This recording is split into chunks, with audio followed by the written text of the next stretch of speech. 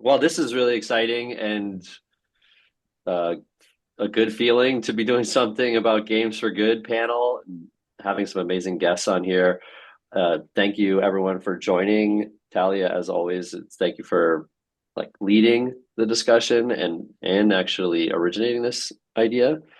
I will play VJ so you can just kind of let me know where to go. And let me see if I can. All right. Talia, you want to take it away? Sure. I will get started. So, in regards to Games for Good, it's been a topic that's always been really, really, exciting for me. Anytime I see something that's coming up in a game, it's like it makes me feel good. But when I thought about how to approach it, I wanted to make sure that we got a really 360 view going into this because it's affecting so many different areas of the games and whichever games, whatever platforms you are talking to. So I started getting together some amazing people. Brett, next slide. I reached out to Galena first, actually, because I wanted to dive in to look at the marketing side of it, how to talk wider than your individual game. And Sylvia came on board in regards to looking at the community, how to communicate with what you currently have. Josh is in here because his work with diabetes and the work that he has done with breakthrough diabetes has gone not only just with the mobile, which we generally focus on here in Liquid and Grit, but outside of that, looking at console and PC. And Daniel, who I have run into in absolutely every single conference that I have been in with his work saving the world through mobile games. I'm here also as well to be able to talk a little bit on the product side and when it's being integrated into the game, how we can go from there. We've got some amazing backgrounds here. We've got Macbeer and Zynga, we've got Wooga. As we said, we've got Breakthrough Diabetes and Dots Eco. And so with that, I'd love to dive in. Next slide. Okay, so philanthropy. And what is it, and why is it that it's important within the gaming world and what it's going to do? Before we start getting into everything else, you can go to the next slide. The first question I would have for all of you is, what was the first moment where you realized that games could drive a real impact? Who wants to take it off? I'll start. I'm Josh. Yeah, thank you for organizing, Talia. I've made Games for Good my full-time job. Prior to my role at this nonprofit, Breakthrough 2&D, I've been in games, video games, mobile games for a long time. I was previously at Congregate and was our chief business officer. I was primarily focused on free-to-play mobile games, but was we were starting to dabble with premium games on PC and console. And we'd heard of this platform, Humble Bundle, where a percentage of all revenues, every sale on the platform would go to a designated charity.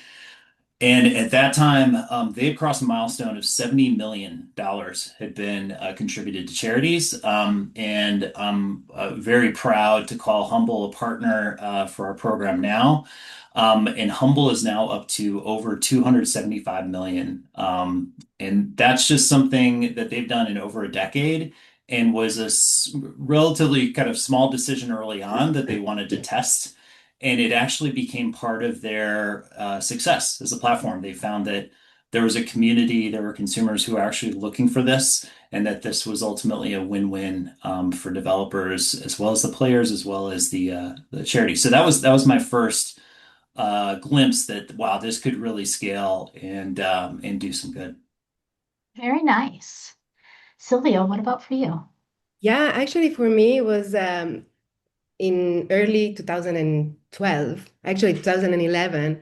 that's when I was working at Zynga. Then after that, I worked also at Scopely and another small company called Citro. And at that time, I was very junior, and I was seeing, and it was the time when games were on Facebook, that prehistoric moments when games were on Facebook, and it was really, incredible for me to see how impactful games were in general. When I started seeing Lady Gaga putting her new album on Farmville, or McDonald's doing a McDonald's shop on Cityville, and I'm like, okay, this has a lot of impact, because if companies and big corporates are willing to invest on that, it's because there is a return on investment for sure. And then, luckily enough, I could work with what used to be Zynga.org on a couple of campaigns, and that like just blew my mind, because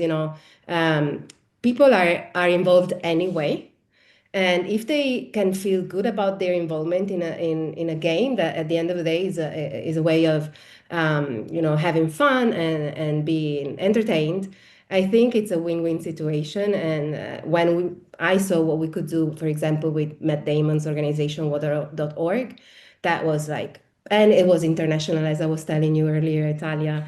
It's not only happening in the States. When you hit a game, you can really go international. And of course, there are some campaigns that can be more local, but still the will of people is really broad and abroad, right? You can reach out so many communities.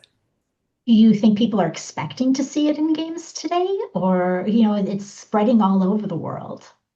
I think that no one is, my point of view is that right now in this specific historical moment, no one is really expecting anything good coming out from technology. But when it does come out, I think it's a very big reputation game changer for companies. Right now, technologies are seen, at least here in Europe, and in Spain, I can tell you that is for sure. They are seen, that technology itself is seen a little bit like an enemy sometimes, because of a lot of reasons, when it comes to games as well.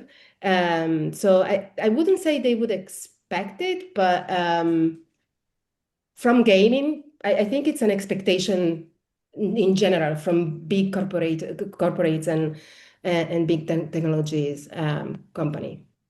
Yeah. What do Yeah. you think, Galena? What do you think motivates players when they're going into it? There's so many different things, and there's so many different aspects that are going into, the game itself. As Sylvia said, players are playing these, they're involved. What makes them want to take the next step? I think it really depends on what strategy do you actually develop with your community, that like regarding supporting the environment and green activities in general. Because when we started, and we started years ago with June's Journey and Prosperal communities, we first of all, it came around the knowledge of players and understanding what their needs are. And in general, we used to collect a lot of feedback from players and see what different type of activities can actually, how engaging they are and how they resonate with them. And we noticed the interest in supporting the environment early on. Especially, we started with social media content without game integrations, for example. And we also noticed that it actually has a very strong community aspect of that. And we started building from there. Because if we even say like our first activities were very cute, for example, for one of our games, we were supporting the cat shelter. And we started with also like with the local organizations and also us being as an example. So we didn't really requested a lot from players. Of course, they can support us with donations, but we also wanted to show that we can do that and that we are one community. And then it was just year of understanding players, growing, working on our best practices, thinking about how we can best integrate the green activities in the game. One of our success stories was actually the reforestation like event in the game where we're supporting the reforestation activities through players buying decoration in the game, and we are matching this number in the real world. It was very small. It was a 12-hour event in the game, but players managed to reach the global milestone of 25,000 trees on their island within 90 minutes. Hmm. And this is like what Wow. you're really, yeah, it was, and I say like it was not really, it was an experiment back in the days, but we noticed the engagement was very strong. And that's how you understand your audience first. You can always talk to them. Then you try the activities that you believe will work best, and then you start scaling. I think that would be how you actually grow motivation within this type of activities. Do you think this is an emotional connection or a social connection that people are making? I think it's a combination of both. But I think the emotion is very important here because we're all humans, and if you can actually can build the emotional connection, that works really well.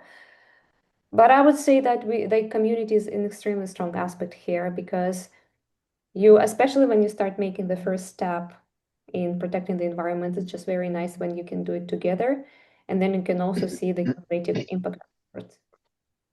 Yeah, I actually I agree with the social and the emotional aspect. I remember actually the two campaigns that I was referring to before. We saw such a spike of first-time payments. Like people that have been maybe playing the game for months or for years that never paid. And as soon as there was this specific campaign that they were close to, they paid. And they were not even that vocal about it, like in the community. They just did it because they wanted to, so it's They quite Yeah, feel interesting. the personal connection. yeah. I'll just add too. I think another reason games are so special, and I do a lot of like education and evangelism of games to some audiences that are a little wary, skeptical, new to games. And just a reminder is like it's an interactive medium. It's not passive. It's not streaming. It's not sitting back in a movie. Yeah. Like your choices are actually, having an impact on the game. And then as you become a player, and then beyond that, a fan or a member of this community, you have a hand in kind of shaping and guiding honestly like where that game goes. And so I think that's really magical. Like you feel a part of it. And then if the game you're a fan of, if the content creator, you watch and follow endorses something, you will rally to that cause. I think that's really powerful. Yeah, that's also what we see from our perspective. I would say that, like it all starts from an emotional connection that people care about. I think that today people are looking for more purpose. They start playing a game to entertain themselves. It's mainly entertainment. But when we combine both and we make a memorable experience for the players, and we're able to create this emotional connection, it all starts from there. And then we also see, for example, when we are partnering with big studios, so there is also a social element that players are getting a certificate about the impact that they did. Like, hey, thank you for planting a tree, or thank you for saving a sea turtle baby. And we do see that players are sharing these certificates in big numbers. So yeah, I totally think there's a combination of the emotional aspect and the social one as well. When you're talking about things like the environment and the different elements that are going in, what you have with that is you've got times on the calendar that make this jump out even more. And this emotional connection to it when you have a time when everyone is thinking about it, that can help to integrate it even more into the player's feelings and what's happening. So have you had issues? Have you seen elements where cases have the impact initiative have uh, like improved retention or sentiment connected to the events and push players through the elements within the game because of the time connection to it? Daniel? So I would say that totally, like it's not a coincidence that as part of our service, which is impact as a service, the strongest days or the strongest periods of the year for us are not Christmas or Thanksgiving. It's all about Earth Day, World's Environmental Day, World's Oceans Day. So these big celebrations, these big days, I think that players are even more sensitive to it because they get exposed to it in their day to day. So from a calendar perspective, we do see that studios and mainly live ops slash monetization teams are leveraging these special days of the year, general days or days that are connected to what they do. For example, I don't know, a game that is featuring a panda. So for Panda Day, they might do something special, or even to celebrate the anniversary of the game. And regarding your second question, it was more about player sentiment, right? And Yeah. how they are relating to these activities.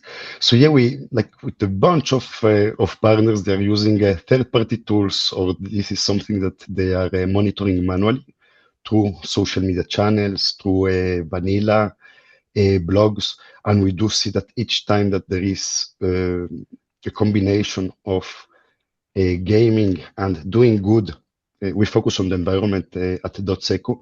We do see that there are very big spikes on player sentiment, and even it happens to us that we are reached out telling us, hey, we have like a crisis. The player sentiment is going down in the last few days, in the last few weeks, and they really want to have this sort of activities in game.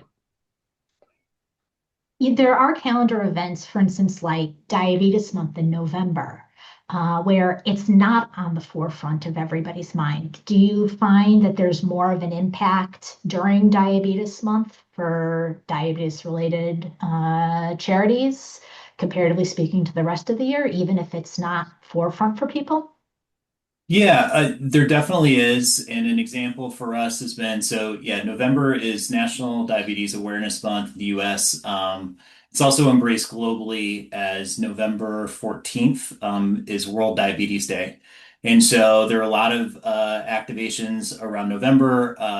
An example for us is we partnered with World Golf Tour and across November run an open, free to participate charity tournament that was effectively branded as a Breakthrough T1D tournament. So we had, our logo and kind of messaging about our cause. And then as you completed the round, there was an opportunity to donate as an opt-in if you wanted to do that. And it was great for us that, a nice bit of donations, but then also, even I think for me, even more importantly, we would see like 50,000 players from around the world. You'd see this leaderboard and it was all these different flags. So that was a very cool thing. The other side of it though is that November is a hard time in the games industry, right? This is the time to like final kind of push towards holidays, sales time, and that also can be really crowded. So I'd also voice from the nonprofit standpoint, my viewpoint, there's never a bad time to do an integration. So while sometimes it can be great to line up, it also can be really hard for the studios.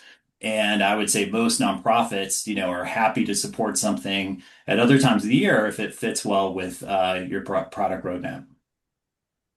Alex asked in the chat that based on your experience, is there a significant overlap between players who regularly make in-game purchases and those who donate or participate in charity events? Sylvia, you were talking about this a little bit. Yeah. I could see a huge, as I was mentioning before, the ones that are used to pay, they just continue with the same behavior, but we could see a huge spike of unpaid players who were paying for the first time, or maybe the second, because the first time was another campaign that they were drawn into, and maybe they were player for years. So there is for sure, I think, an impact on monetization because the ones that don't play, that don't pay, that are the vast majority in free to play games, do so. By the way, that's something also that we see across the board, the impact on FTDs, first-time depositors, new paying users, when we're running these big environmental activities. Even more, I can say, where you mentioned Zynga before, Sylvia. So we recently had, we're working recurrently with Farmville 3. And just before the first time, like the first activity, they wanted to check how well this works for their audience. And basically, they did an A/B testing, very, very simple. One group was exposed to a normal offering, a normal in-app purchase. The other had exactly the same, but with impact tied to it, real-world environmental impact.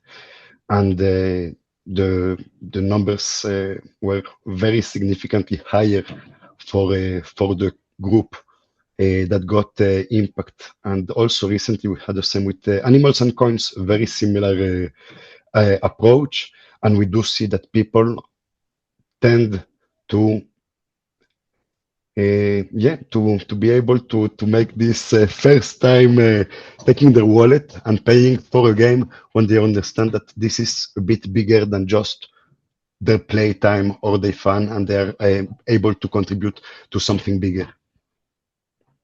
So Galina earlier was talking about the trees and planting the trees in June's journey.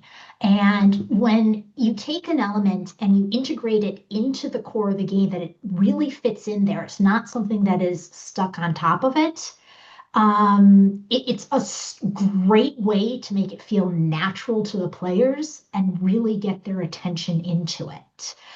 When you're talking about this and you have an idea of what you want to do, what is harder, aligning the cause with the gameplay or convincing internal teams to commit to it?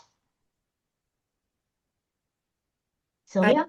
Yeah, I can tell from my perspective, for sure, convincing the internal teams because revenue is always top of mind, and it's difficult to deviate some of that into something that is not 100% studio revenue.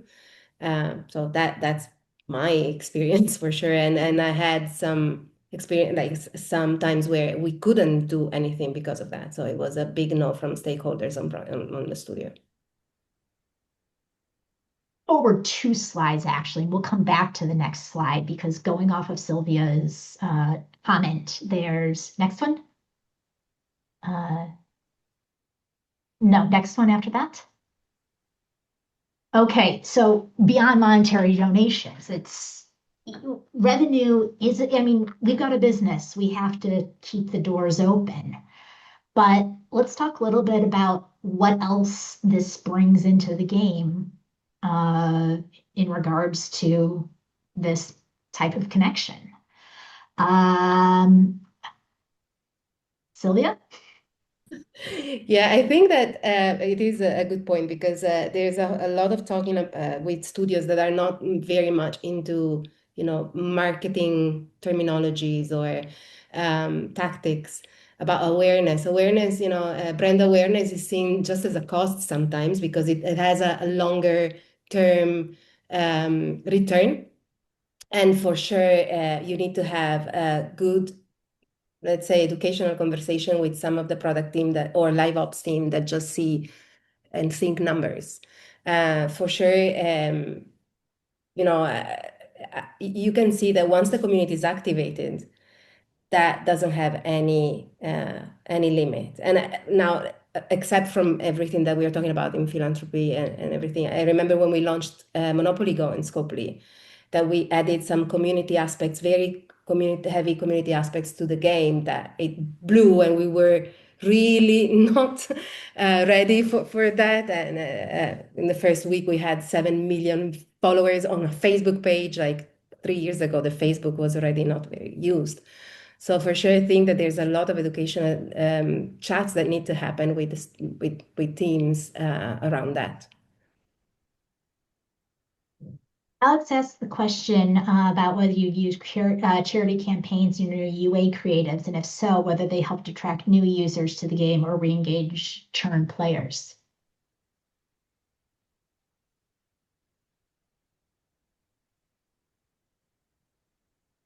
Any I think information? specifically charity campaigns in the UA creatives would be quite challenging and to use as an approach, to be honest.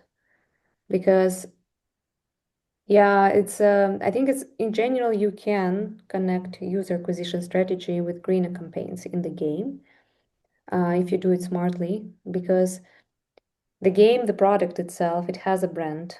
It also has specific USPs, right? Like unique points that you use in advertising in order to bring new users. And the expectation is usually to download the game in order to get the product that you promise. However, you can tie it to the green campaigns, and we did it in 2025. But for that, you're really not looking just the one piece of the campaign, like charity or donation aspect. You build the campaign as like immersive experience for players, which can be both existing users and new users. So when we developed the 2025 campaign, it was 1 month integration with a theme of East Africa, and was also tied around the new seasonal set. So seasonal sets in June's Journey, this is the decoration set, which is kind of like a core of June's Journey DNA, because you're decorating the island, and that's like it's part of the self-expression, which is also a very big um, USP, unique selling point for the new users. However, theming it with the green activities, and for us it was actually saving animals, supporting animals, and also looking at the East Africa habitat, that worked really well because we were showing the beauty of the seasonal set in their UA creatives. And also for the new users who landed in the game, they can also participate in the green activities.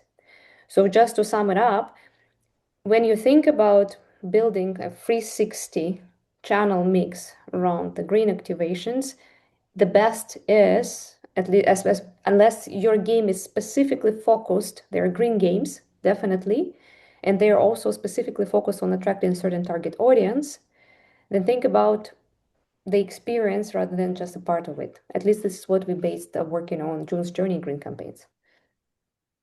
Okay.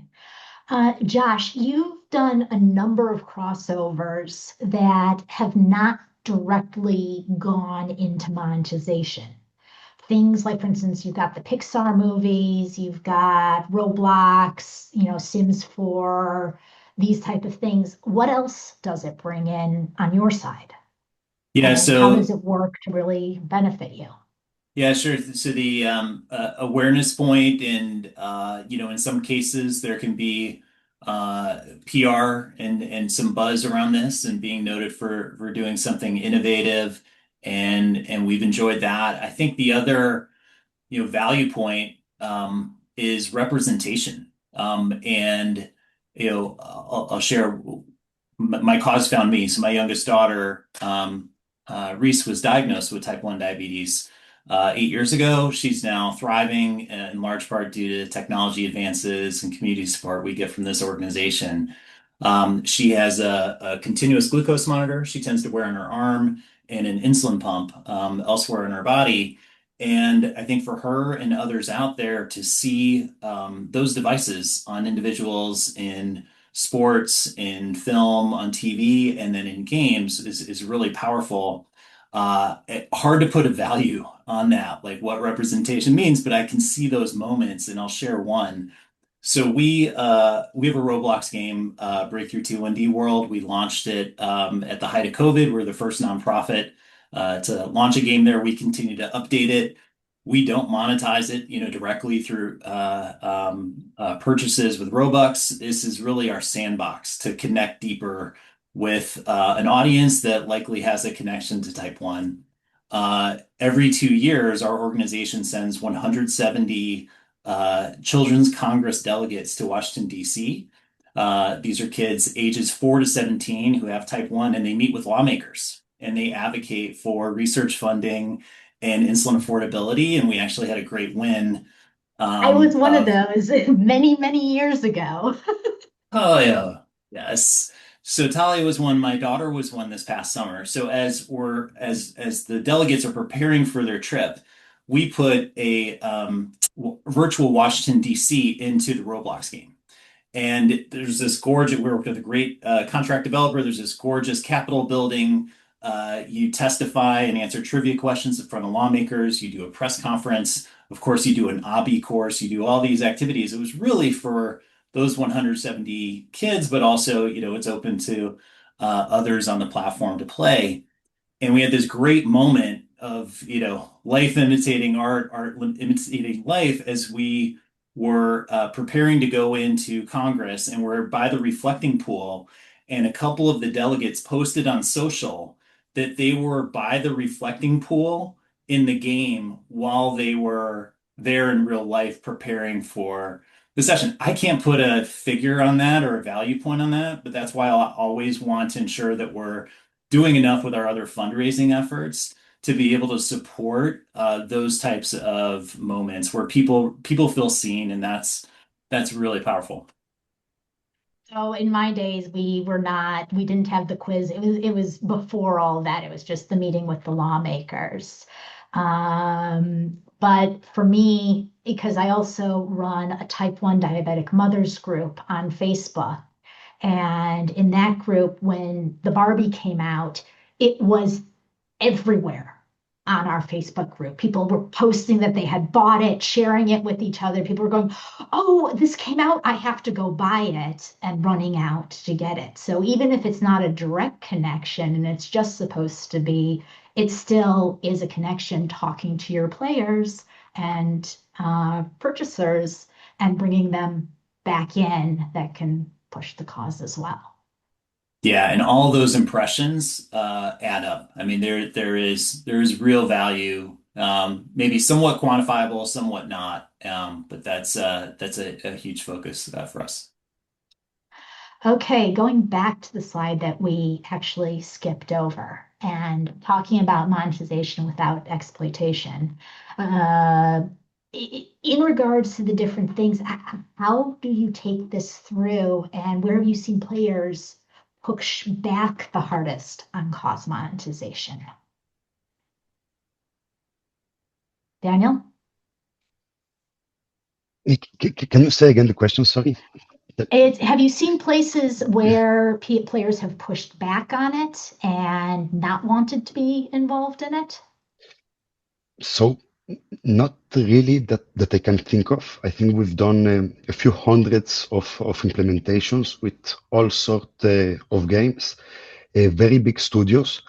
I would say that sometimes it happened that an activity didn't perform so well, and I think that it's not like this is gaming, and it's a feature that needs to be well thought, well implemented. It's not like just throwing environmental impact and it will magically work.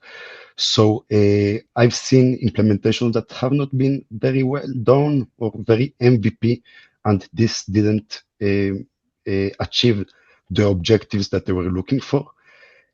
From the other side, I have a few studios that they were very cautious the first time that they did this kind of activity, merging gaming with real world impact, and they were a bit afraid of it. That this could be perceived maybe for some of them as greenwashing, or that a few of the players wouldn't like it. And I can say definitely that for all these implementations, the feedback has always been like, oh, our players really loved it. When you're able to provide them extra purpose with their fun, because again, they came to play the game to enjoy. It's entertainment. So yeah, the feedback has been extremely positive, and I cannot think of even one implementation where it turned to be a negative. One of the things that I've seen that's helped a lot is clear communication on, the process through it. An example here from Bingo Bash with the Eco Venture that I think actually was with you guys, Daniel, and this element. But you can see the progress as players are putting money into it and as players are participating, and it really, really builds out trust along the way. Definitely. And then they implement it, as we were talking before, about the community versus individual awards. So So yeah, they run this community activity where everybody could add a little bit to the impact and get a certificate and share it. And it's been very successful also as a way to strengthen the community. So many times, like when we collaborate with different studios, sometimes the requests are coming from different teams. Sometimes it's really pure live ops monetization. They want to excite their players, bring something new, fill the calendars. Sometimes it's really coming from the marketing teams. They want to be more featured in the stores, and we see that both Google and Apple are giving this a lot of attention, and everything that is game for good is recurringly being featured. And sometimes it's even coming, like the requests are coming from the community, from community managers that want just to have an activity of doing good and strength the community sense and again the player sentiment. What metrics best predict whether a player will engage again next time? What metric will best predict? There are a few metrics. I think that the player sentiment is key because even if it's very difficult, again, as Josh was saying, like to put a dollar value on increasing, for example, a player sentiment, I think that everything starts there. When you create an activity that people like, that people enjoy, that people will remember, then the KPIs will follow. And then, it's like it can be everything from that is being measured from I don't know, when this is implemented in a progression bar, for example, how many people are really completing an event? What are the conversion rates? What is even metrics as the average revenue per user or per paying user? Question for Josh on this. You can probably answer this. Samuel, you too. What is it do you feel that is really important to you guys that sometimes get overlooked by studios? Well, one point on this is I think for a first time activation, like start small, let's pilot. I think every nonprofit in the world would love for this to become an annual thing, right? So we start something and that's really been our approach is not to overcomplicate. Let's make sure this is something that fits with the kind of natural flow of the gameplay. We're not asking, players to do something kind of exceptional or different, but there is this nice benefit to engaging. And then, I think almost every nonprofit in the world would love for it to become, something you start talking about year two and what are the learnings that you can apply to it. So I think that's a big thing. It's just to, have modest expectations. I know from our standpoint, something that's new, we don't put a lot of pressure in terms of, budget or expectations about it, and really are grateful for, every gameplay impression and dollar, that comes from it. Daniel? I would add that involving the community, involving the players is key. So some studios are using in-game surveys to check what resonates best with their audience, if they prefer to focus on planting trees or cleaning ocean-bound plastic or restoring coral reefs. So this can be done, again, through surveys, through talking with VIP groups, through social media. I think that making them part of this discussion is key. I will add that also not being a black box, it's not only like you're participating into something that has a start date and end date and it finishes there, but I think that the continuity, it's very important. What I mean by that, and I think at DotSec we've invested quite a lot of efforts from an environmental and from a tech perspective to make sure that players are owning their impact. That, for example, if they save the sea turtle baby, they know where in the world it is, with which organization it is happening, why it is important, and optionally even get updates from the ground unfortunately not about the very sea turtle that they help protecting, but about the project that we are supporting. And even with Galina, I don't remember if that was in 2023 or 24, Galina, that we had this activity about protecting snow leopards in the Himalayas. I think that maybe a year and a half after this amazing activity, we had pictures from cub snow leopards, like baby snow leopards, being recorded from one of the organizations that we supported. And I think that yet being able to bring back information about a very old activity nowadays and to be able to keep updating the community is very important. Yes, it was One of the things, 2023. sorry, go ahead. Yeah, it was 2023, protecting, supporting to protect the Himalayas habitat too. One of the things that I've seen often, I think since 2020 in Playtika, in what game was it? The Solitaire Grand Harvest, is they have their wildlife crossover that they do every 2 months or so. They bring it back, and then they have real life items that you can also buy that's also in their store, connected to it at all times, keeping it forefront even when the event isn't running in the game. Okay, so in regards to 2 slides forward, we talked about, you mentioned this earlier, Daniel, in regards to giving the players choice. Do you think it increases engagement, or does it, add complexity into the process? So, what like it's very important to separate this between two aspects. What I meant before about involving or giving the choice, I think it's for the preparation, for deciding what to focus on. Deciding again if the game will be focused on protecting snow leopards in the Himalayas or protecting, I don't know, cleaning plastic from the oceans.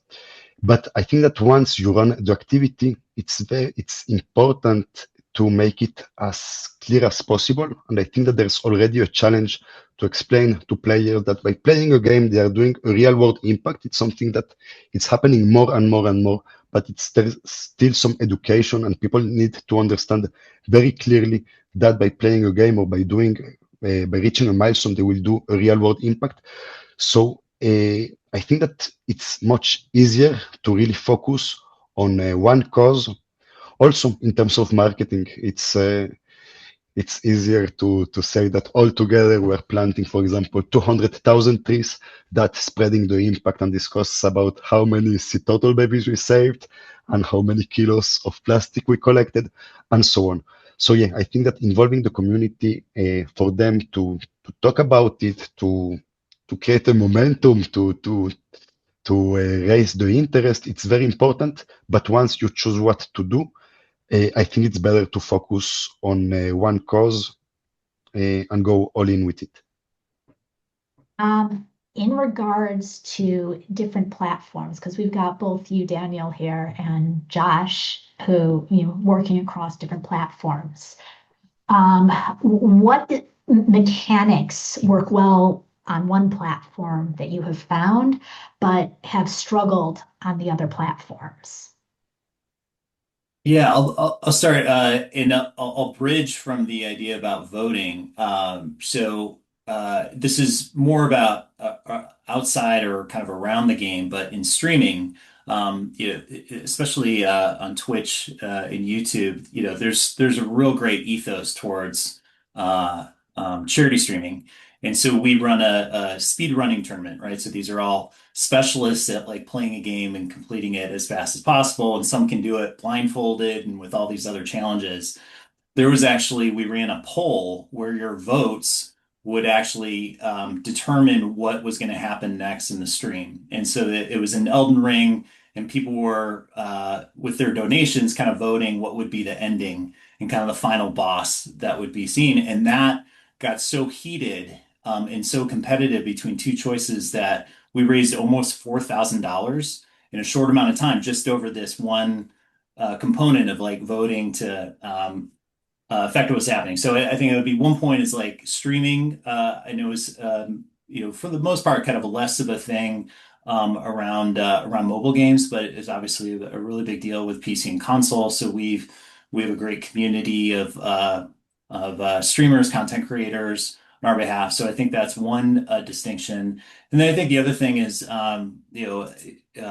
for mobile, you're talking about primarily free to play games, live servicing, doing things that are limited time events, items, or proceeds going towards something. With some exceptions, for the most part, PC and console, and especially as you're dealing with indie studios, these are still premium games, and so there isn't quite that same analog, and so that's where we've really leaned into doing these sales. So I've mentioned Humble Bundle, but then we also run an annual charity sale on Steam. We actually just closed this an hour ago, but we got over 50 games from 20 different game companies. And the benefit to them is they're getting incremental sale and visibility um, from participating. And then each of the participating companies makes a donation to Breakthrough T1D on the back end. So I think that's one distinction is, free to play versus premium. And that's how we've approached it to be able to adapt to dynamics of PC console space. Judy asked if there are resources available for an overview of why impact design differs across different platforms. Is it just a matter of the number of people playing different platforms, or is there an impact in, different platforms?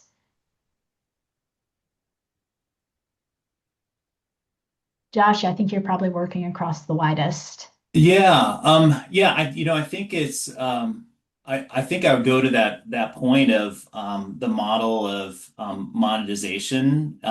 It drives a lot of it, and so that I think the biggest distinction, in my view, is free to play versus premium, and then kind of where your points to get at engagement and giving, because I think all of this is about creating things where you're not just asking a game company to write a check, that you're creating an event or something that kind of lifts all boats.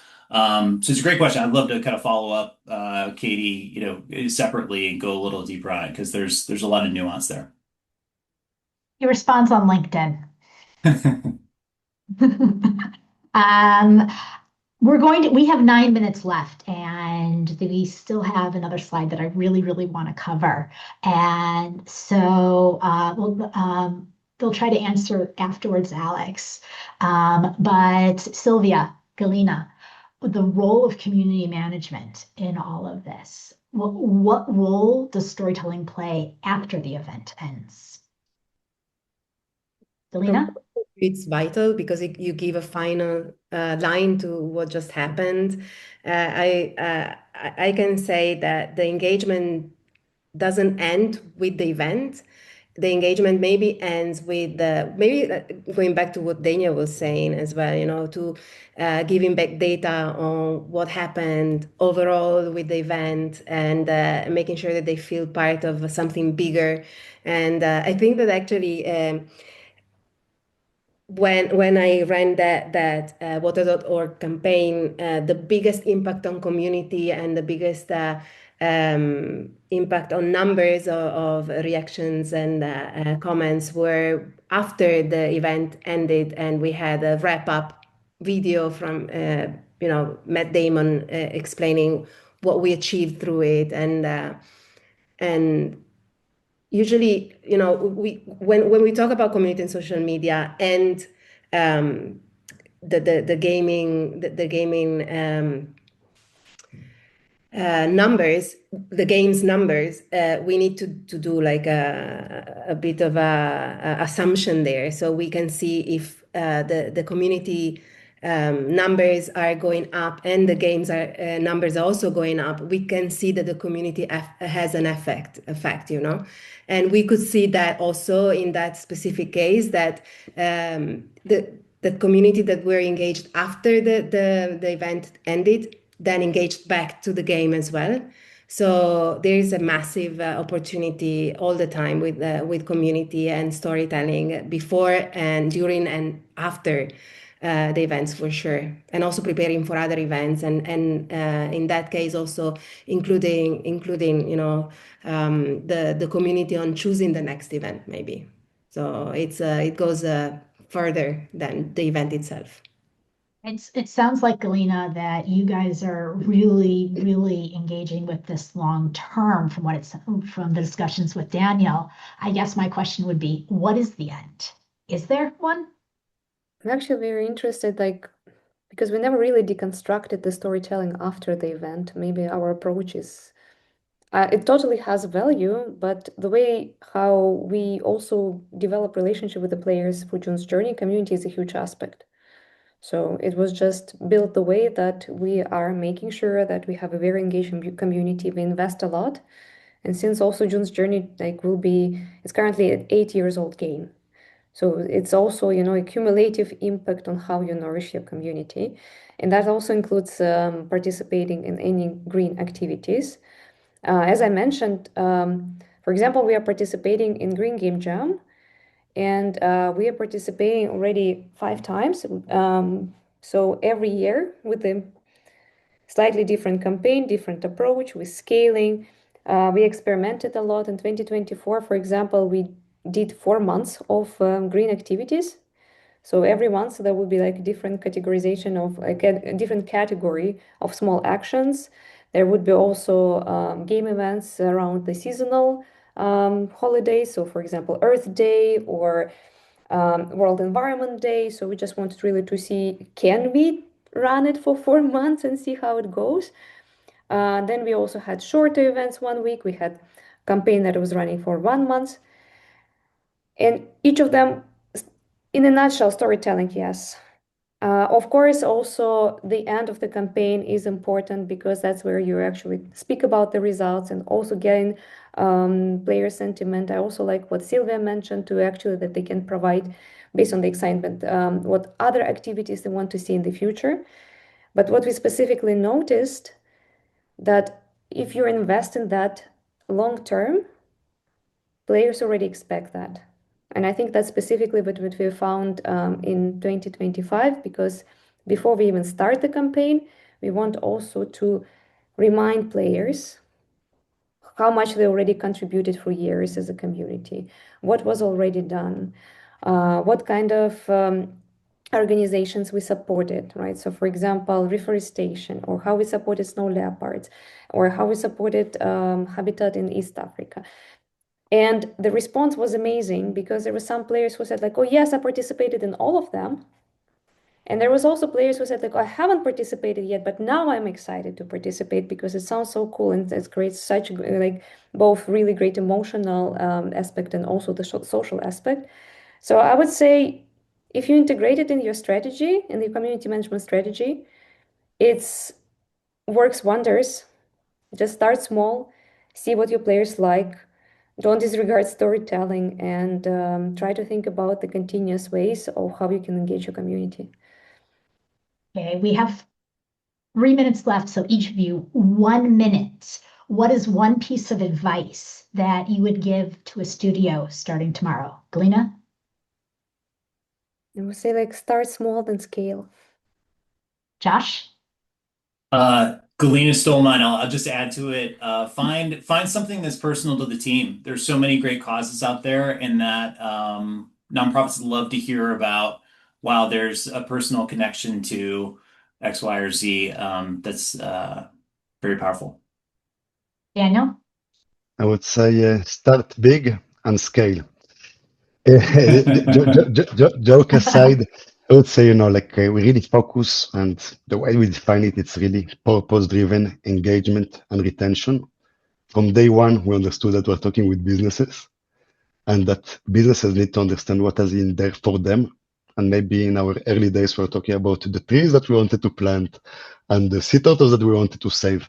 And then the discussion became very much a monetization discussion and engagement or retention discussion, KPIs, why this will improve your metrics through something good for the planet. So a win-win-win.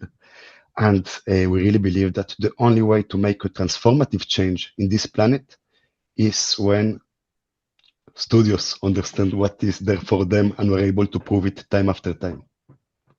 Sylvia.